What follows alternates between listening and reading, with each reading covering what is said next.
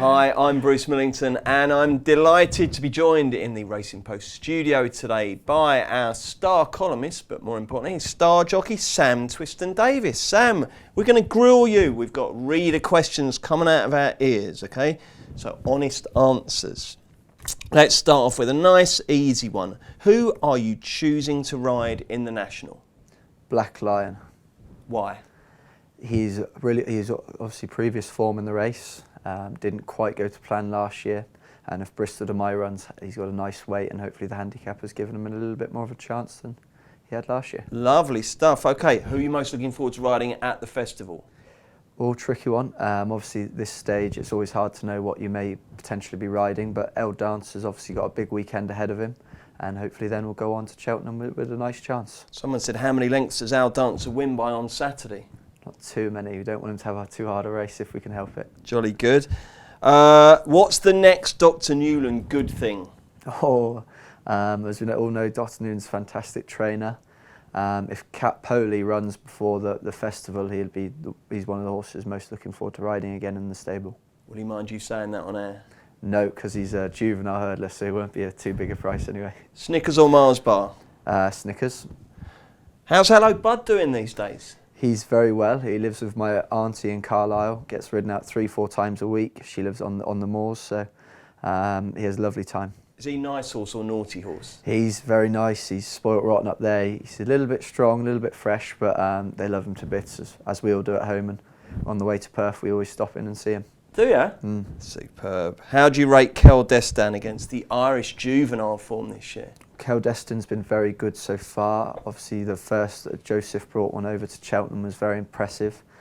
Destin's asked every question he's been asked, he's answered. So obviously that will be his acid test. I imagine he'll have a prep run somewhere before the Triumph. But from what we've seen, Ireland are looking good, but Destin's plenty to like about him. Someone called Tom Scudamore has been in touch. Have you managed to stay on that horse you bought the other day? It's been hard work, that is for sure. For those that don't know, I bought a hunter off Facebook for £2,000, thinking I'd absolutely stole him. It turns out he can be a little bit fresh at times. Will Callet Mad run in the National? He will if he's healthy and well. Okay, who do you think will be top jockey at the Cheltenham Festival? Fantastic question. Nico de Bonville has a definite chance. Reasons why. Nico is a seriously good jockey, but what he's so good at is handling pressure. So he can go into any race, very well measured, very well assessed, fantastic with his homework. And obviously Mr. Henderson will always put up a very strong squad, but with that, Ruby's going to be hard to beat, isn't he? But Nico would be a bit of value. Okay, and of all the handicappers that you're hoping to ride at the Cheltenham Festival, which is the one that excites you most? Oh, tough question at this stage.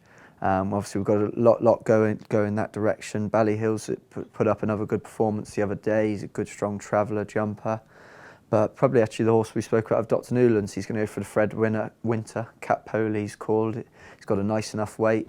He seems in good form at home, so he'll go for Fred Winter and hope for a good result in that. If you could choose one horse to ride at Cheltenham that you're very unlikely to be riding, if you've got the choice of any horse, any race, who's it going to be? Well, the obvious answer is Altior, isn't it? Like, that'd be the one that would be an exceptional ride to pick up. But otherwise, apart from that, I think Native River in the Gold Cup would one you'd love to be riding. He's a proper staying chaser, gallops, jumps. I think Cheltenham lends himself really well to him, and he's one I think would be good fun to be riding. I'm going to throw a quick one in off the back of that. Altior, would he get 3 miles? He would, yes, because he races in the right kind of manner. Now, of all the horses you've sat on for the first time, which one really blew you away and made the biggest impression on you? This season or ever? Ever. It's a long time ago. It was a horse Million and Mind owned, and his name was Bobby Ewing. Sadly, he didn't really race too much more, but he beat Manora in a novice hurdle around Doncaster one day. And as a stable, we don't always do, as Dad's we're not Doncaster specialists really, so when he beat Manora that day, I was only young, blew me away, that did. Who's your favourite Gallagher brother, Noel or Liam? So we have long debates over this at home. Well, not long debates, but Jamie would say one, Hatchie would say another, so we'd go Liam. Liam. You could have always gone with the other one. What was he called? Paul. Let's have a look then. Name 3 top young amateur or up-and-coming jockeys. Well, Zach Baker, first of all, rides for us as an amateur is exceptional. This is particularly unfair because I'm just naming out Nigel's lads, but Joe Anderson is a young lad claiming 10. He's doing very well, working very hard. And obviously Nicky Richards' lads, and now don't dare to pronounce it wrong, Danny Minimum. That'll do. We tried hard. He's good. But actually this summer we went to across the Dingle to the pony racing, and we seen an exceptional rider over there. Dylan Brown McMulligan looked an exceptional talent. Brilliant. Someone from America says, if you ever visited America and went racing, which track would you most like to visit? Oh, Santa Anita looks a picture. Does look nice, doesn't it? You rode 3 winners at the 26th. This is a long question.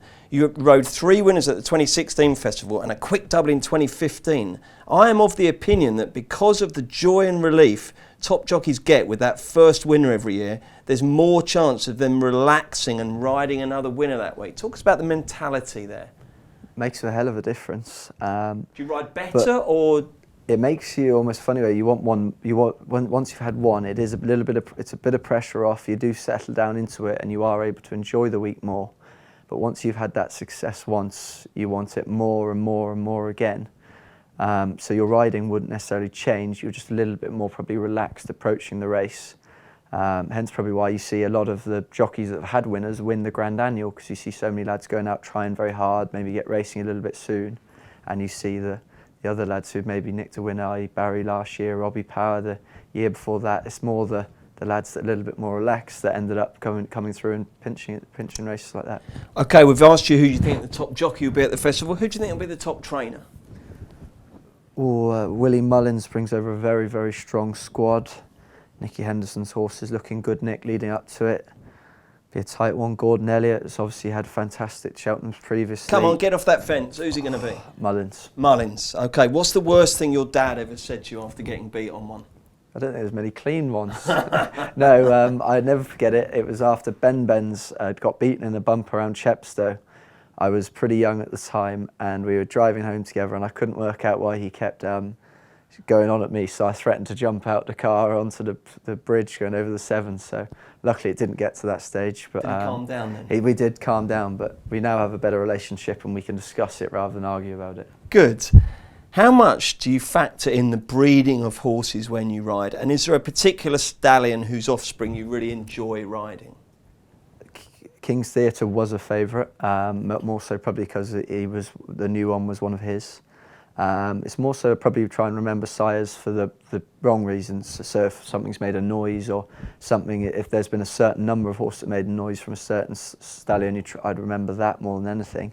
But yeah, there's a particular favourite. So Cave Tara is a pleasure to ride. The lovely stamp. Scorpion, a lot of people are fans of and not fans of. They kind of divide everyone a bit like Marmite, if you like. But from the ones I've seen recently, of becoming more and more of a fan. So.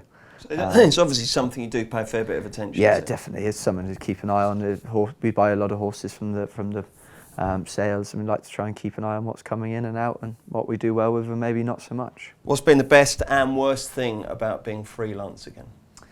Obviously, wouldn't be not riding as many bigger winners, and you're trying to go to the smaller meetings, keep busy, or ride for a variety of different trainers.